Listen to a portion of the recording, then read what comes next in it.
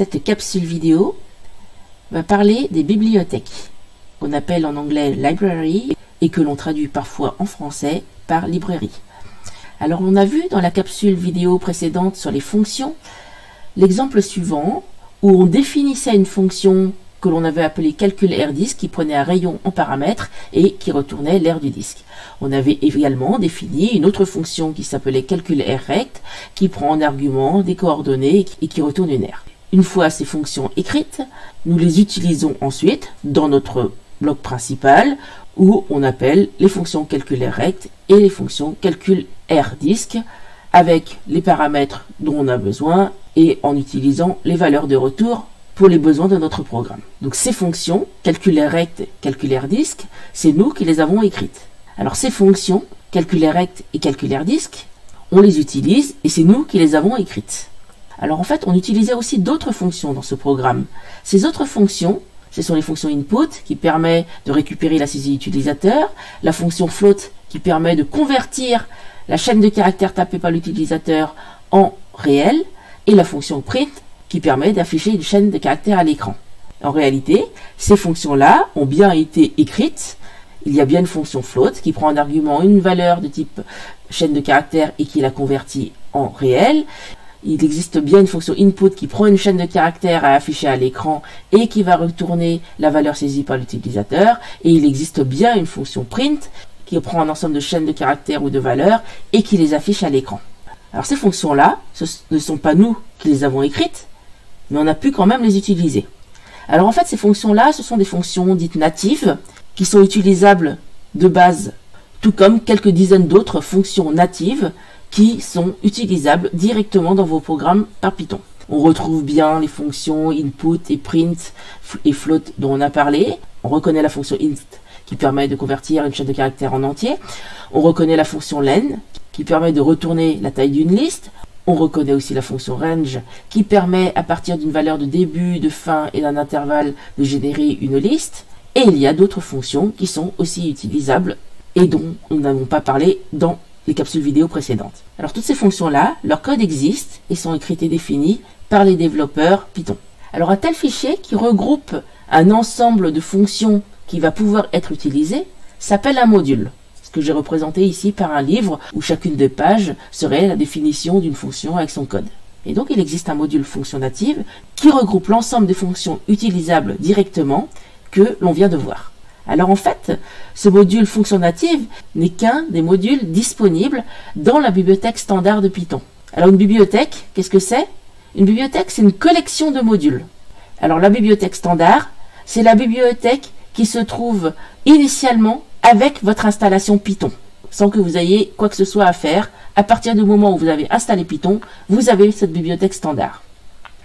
Alors dans cette bibliothèque standard, on va retrouver donc le module fonction native, mais aussi d'autres modules, comme un module de maths, un module qui permet de travailler sur les chaînes de caractères, et un module vous permettant de faire des interfaces graphiques. Alors ce ne sont pas les seuls modules qui se trouvent dans votre bibliothèque standard, hein, il y en a à peu près 250 qui existent, que vous pouvez utiliser suivant vos besoins. Une bibliothèque contient des modules, et chaque module définit un certain nombre de fonctions. Alors le module fonction native, comme on l'a vu, il est un peu spécial. On n'a pas besoin de l'importer. On n'a pas besoin de spécifier quoi que ce soit pour l'utilisation de ces fonctions. Par défaut, lorsque vous utilisez Python, c'est chargé, vous n'avez rien à faire dessus. Donc vous pouvez utiliser, comme jusqu'à présent, print, input, float, etc.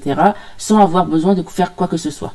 Pour les autres modules de la bibliothèque, même si elle se trouve dans les bibliothèques standards, il va falloir l'importer. Pour importer un module, on va écrire en début de fichier import et le nom du module.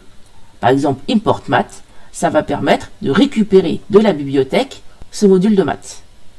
Et qu'est-ce qu'il y a dans ce module de maths?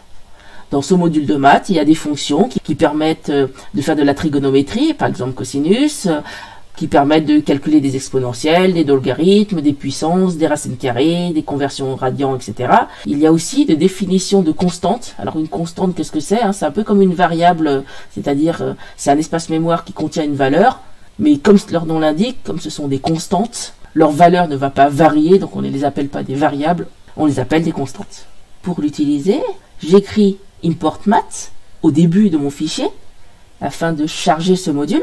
Ensuite, à chaque fois que j'aurai besoin d'accéder à ces fonctions, par exemple, ici, j'ai besoin de calculer le logarithme base 10 d'une valeur, j'écrirai math.log10 de valeur.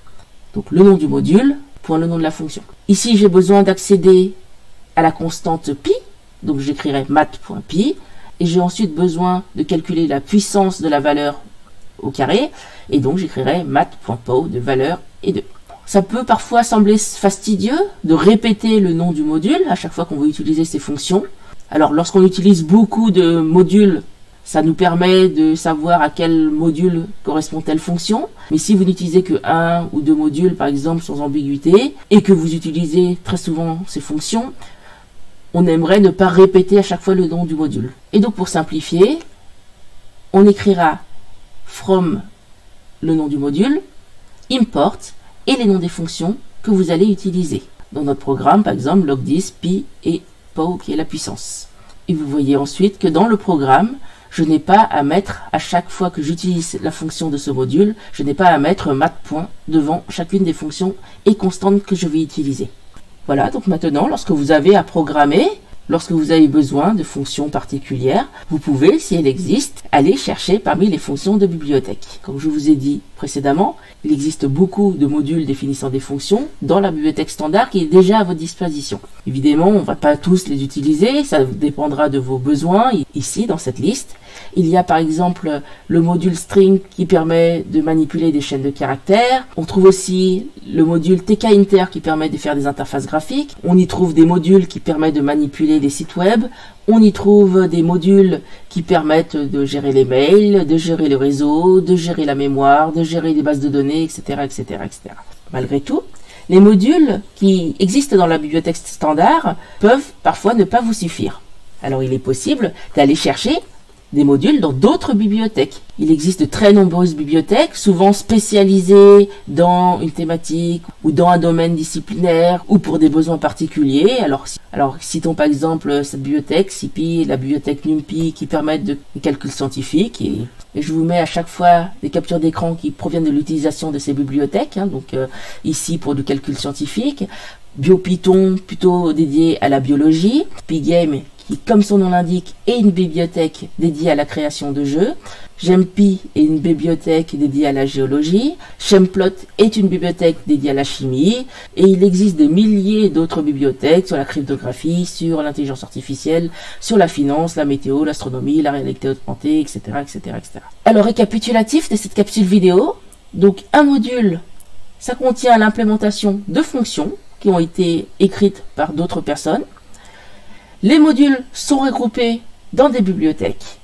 Il y a une bibliothèque qui est la bibliothèque standard qui comporte déjà plusieurs centaines de modules et qui est disponible par défaut avec votre installation Python. Le module de fonction natif qui se trouve dans cette bibliothèque standard, elle est déjà importée par défaut. Vous n'avez pas à l'importer dans votre programme et vous pouvez utiliser directement ces fonctions. Lorsque vous avez besoin d'utiliser une fonction d'un module, vous faites import nom de module, puis ensuite vous utilisez votre fonction ou votre constante en faisant nom de module, point, nom de fonction, nom de module, point, le nom de constante. Ou alors, vous faites from le nom de module, import le nom de la fonction ou des fonctions que vous allez utiliser dans votre programme, puis ensuite utilisez directement les noms de fonctions ou les noms des constantes qui ont été définis dans ce module. Et enfin, il existe des milliers de bibliothèques dans tous les domaines qui peuvent être téléchargées et utilisées dans votre programme.